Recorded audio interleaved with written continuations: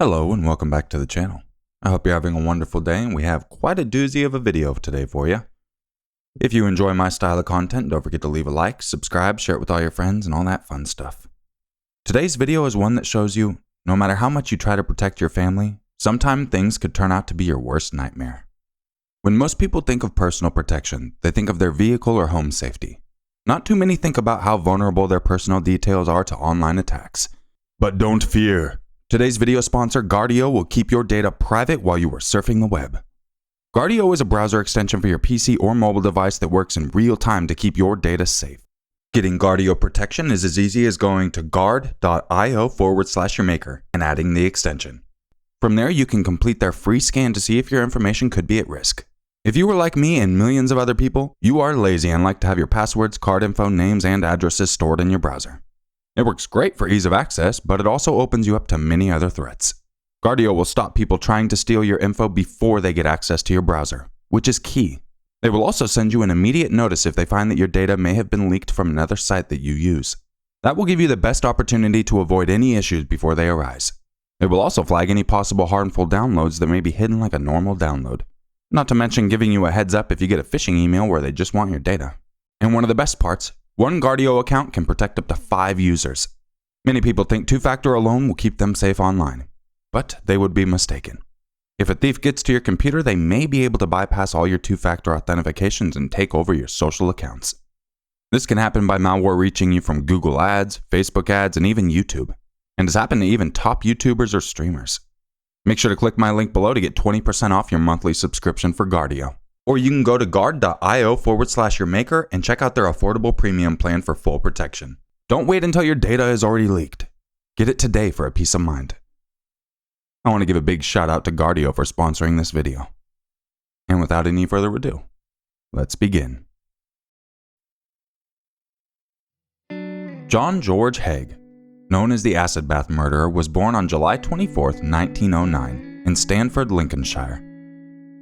His family later moved to Outwood, West Yorkshire, where he lived the next 24 years of his life. His parents, John and Emily Haigh, loved their son a lot and did their best to protect him from the influences of the outside world. As a member of Plymouth Brethren, a Protestant sect, they raised him in a conservative and religious home.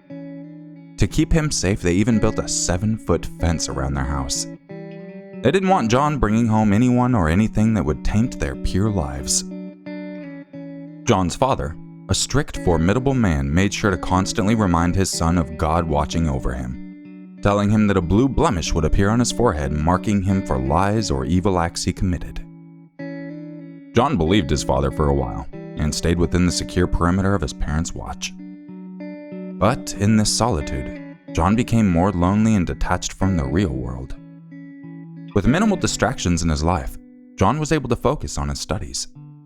He was a very bright boy and excellent at most of his activities.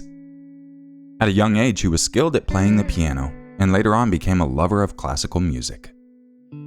Through his hard work, John was able to win 2 scholarships while he was studying and became a choir boy. On the surface, John was the perfect child, following his parents' strict rules and working hard to study and achieve his grades. But no one knew the resentment that was brewing inside of him. He started telling small white lies to test if he would be marked as a sinner. But when no mark came, John slowly became bolder, lying and playing pranks on his family. He stole small things around the house, knowing he would never get caught. His parents were unaware of this change to their son, and this gave John the feeling of being invincible. The truth is, what John's parents thought was a protective wall was actually a prison to John, keeping him from living a richer, better life. He was tired of living simply. He wanted more of what the world had to offer. He would not let his parents hold him back any longer. At the age of 17, he finished school and went on to apprentice at a motor engineer's firm. He was smart enough to handle the work, but it did not give him the satisfaction he was hoping for. The pay was low and he was still living in the home he had long been trapped in. After a year, John left his job at the firm and went into insurance and advertising. Just like in the previous job, John became dissatisfied with the pay he was earning. He knew he couldn't get a better job at the time, but he still craved more than the average life. The only way to achieve this was to get more money. So John started stealing from the cash box at his job. But his employers grew suspicious. When they could no longer ignore the loss of profits, John was dismissed. He was 21 at the time. These few years of experience were enough for John to realize he could not work for another man. He needed to make his mark, and on his own terms. This is when the little lies and theft escalated into fraud. At that point in his life, John stopped going to his parents' church. He was a grown man and there was no need for him to try to keep pleasing them. Meanwhile, he met a girl, Beatrice Hammer, who was the opposite of everything he'd been taught about a woman. She was beautiful, she was outgoing, and she was different. After a few months together, the couple decided to get married. Beatrice fell in love with John's charm and manners, though deep down she felt like she barely knew him. Despite the feelings of doubt, they got married on July 6, 1934. Things were rocky from the start between the newlyweds. Their true colors were coming out and they could barely put up with each other. Living in John's parents' house did not help either. To make matters worse, a few months into their marriage, John's fraud caught up with him. He was arrested and sentenced to prison. His wife had no idea of John's illegal activities and was also pregnant with their child when he was sentenced. She gave birth to a baby girl while John was in prison. She could not bear to live a life as a single mother with a convict for a husband. She was only 21 and she felt that she could change her life around. So she decided to leave John. When Beatrice went to visit John in prison to inform him she wanted a divorce, John would not let her have the last say. He lied to her that he had another wife, that their marriage meant nothing, and that she was free to walk away. He wanted her to believe that she meant nothing to him. Beatrice divorced John and gave their daughter away for adoption. John never got to see his child. When his family heard the news, they could no longer be associated with a sinful person like him, so they disowned him. Upon his release, John was quickly jailed again for car hire fraud. He served a 15-month sentence. After this release, he tried to go straight, worrying that maybe the dishonest life wasn't for him. But the bad luck continued to follow him even then. He opened a dry cleaning business, but it failed when the business partner was killed in a motorcycle accident. This left John even more distraught. Whether he was honest or lying, nothing seemed to work.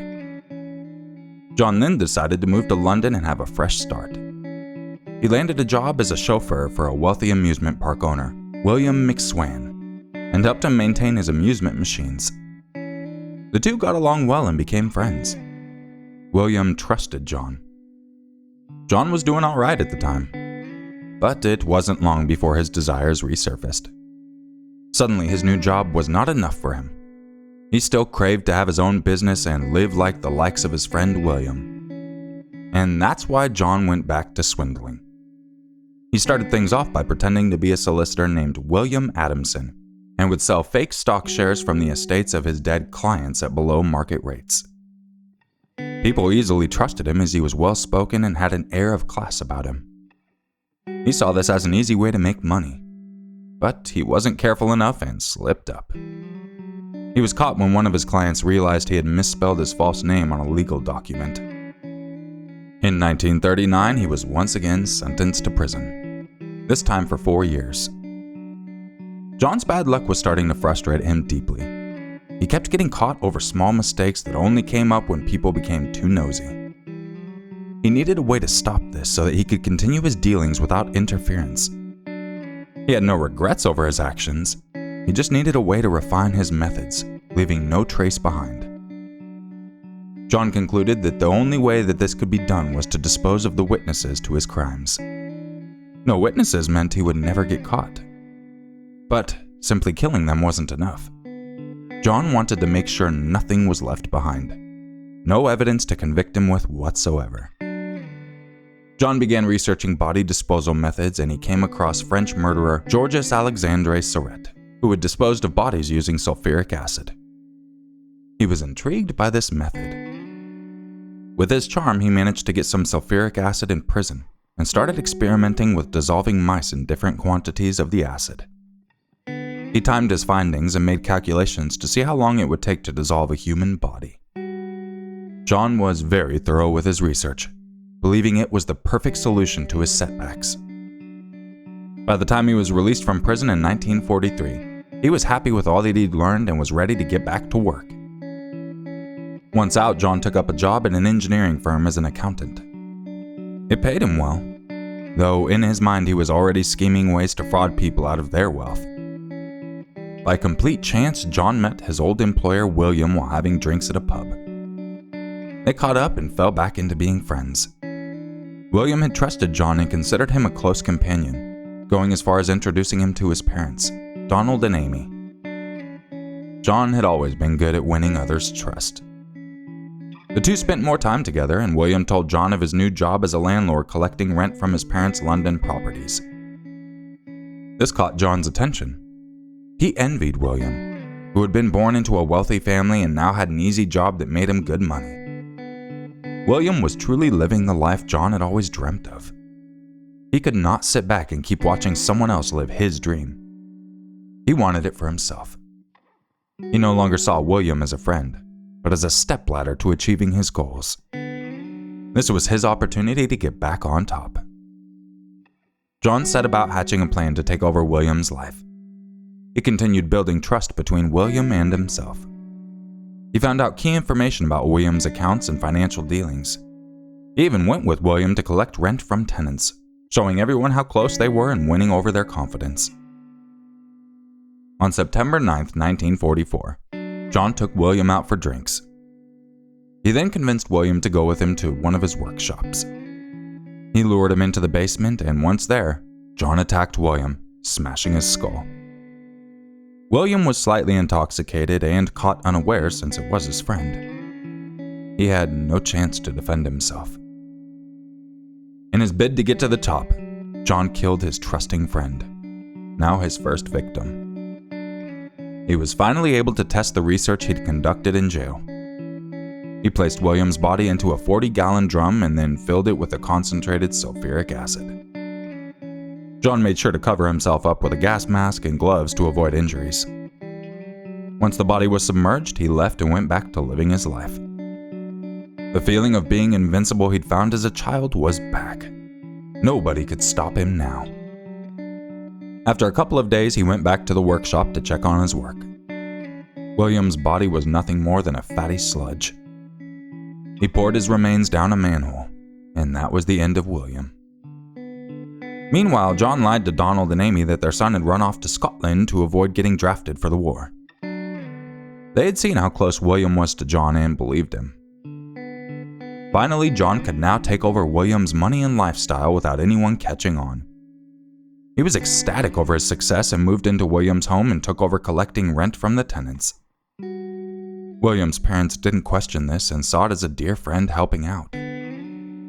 John kept up the lie by sending fake letters to Donald and Amy, addressed from William. This worked for a while, but months later in July 1945, once the war was coming to an end, William's family started growing suspicious. They didn't understand why their son wouldn't come back. And John settling into their lives started to feel off. Something wasn't right. When John saw their doubt, he knew it was time to get rid of them. He lured them to his workshop with the pretense that their son was back and wanted to meet them there. The couple believed this, not knowing it was the last thing they would ever do. He murdered them in the basement and disposed of them the same way he did their son, leaving nothing behind. His luck seemed to be turning around now. With the parents out of the picture, John could fully take over William's life. He skillfully forged signatures and gained control over their properties and possessions. He went on to sell everything and make himself a large sum of money to fund his now lavish life. It could not get any better than this for him. He moved into the prestigious Onslow Court Hotel. To everyone around him, John was a respectful and delightful man. He was a lover of arts, attending concerts regularly, and dressed in smart tailored clothes, always looking his best.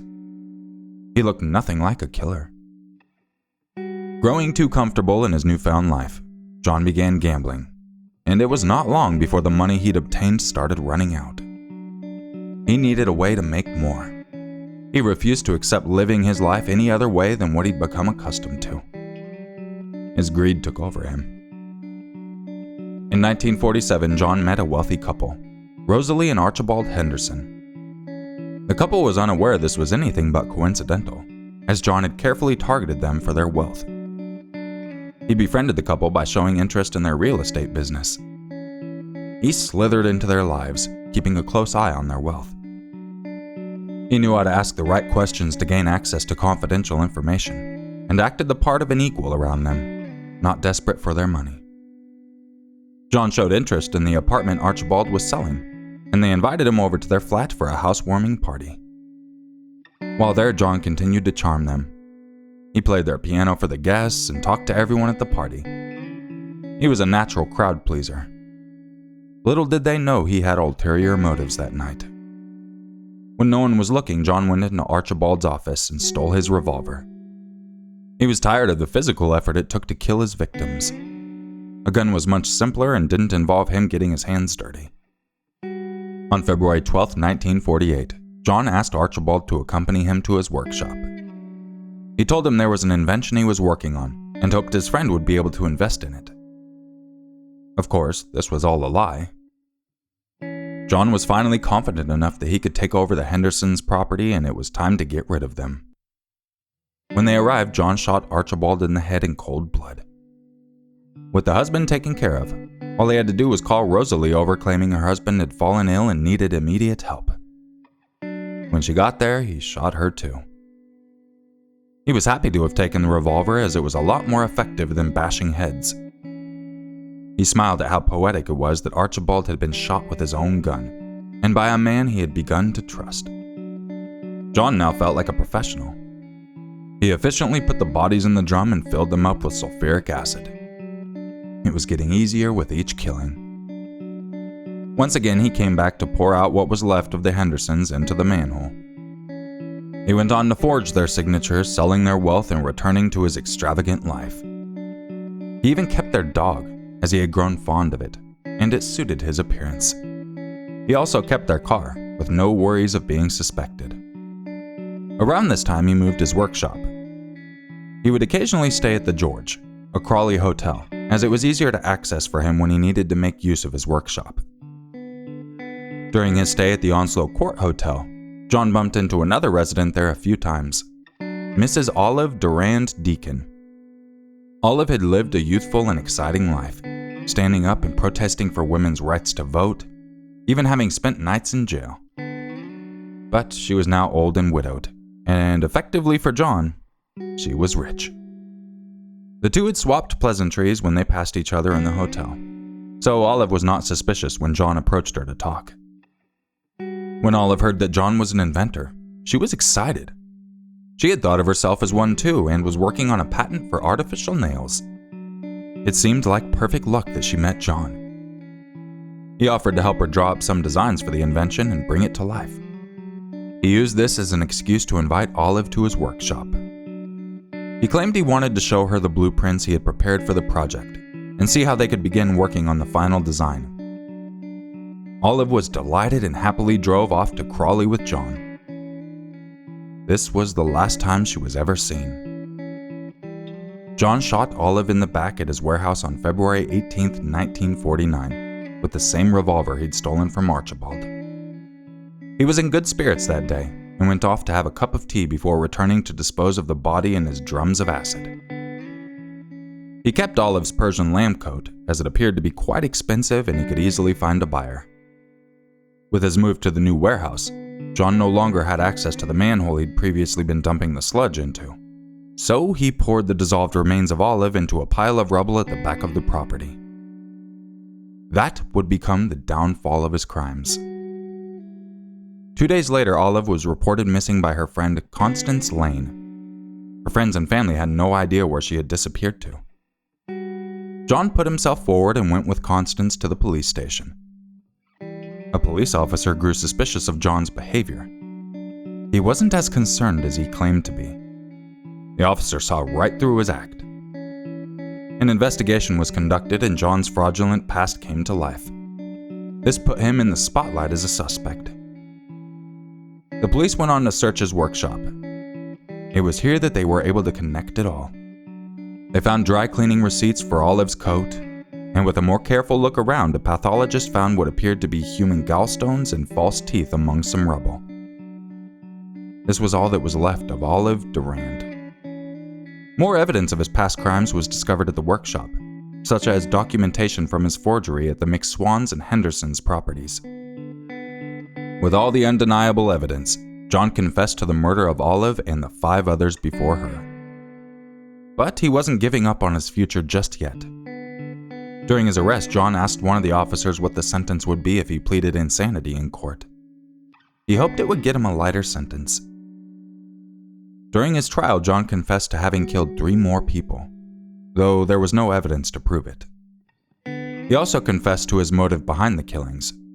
His troubled upbringing had led him to have nightmares filled with bloody crucifixes. These nightmares continued to haunt him and were further triggered by an accident he had a few years back. They led him to crave human blood. He would nick his victims' throats with a knife and drain the blood to drink before dissolving their bodies. But this was one lie he couldn't get people to believe. His manipulative streak was over. John's trial was held on the 18th of July, 1949. The following afternoon, after only 17 minutes, the jury found John guilty of all charges of murder, and he was sentenced to death. Despite the ending to his scheming life, John wasn't going to leave this world without making the most of it. Even in prison while waiting to be hanged, he chatted up his fellow inmates and the guards. The afternoon before his hanging, he welcomed Madame Toussaint's into his cell to mold his face for a model that would go up in her wax museum.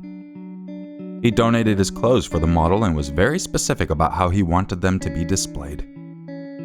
He thought he might not have lived the life he wanted, but at least he'll be remembered as an icon. John drank his last glass of brandy and was hung on the 10th of August, 1949. Even though John's crimes were atrocious, he has remained a pop culture icon, achieving the legacy he had always wanted. His parents, who learned of his execution, believed that God would forgive him. It turned out they still loved him, regardless of all his sins.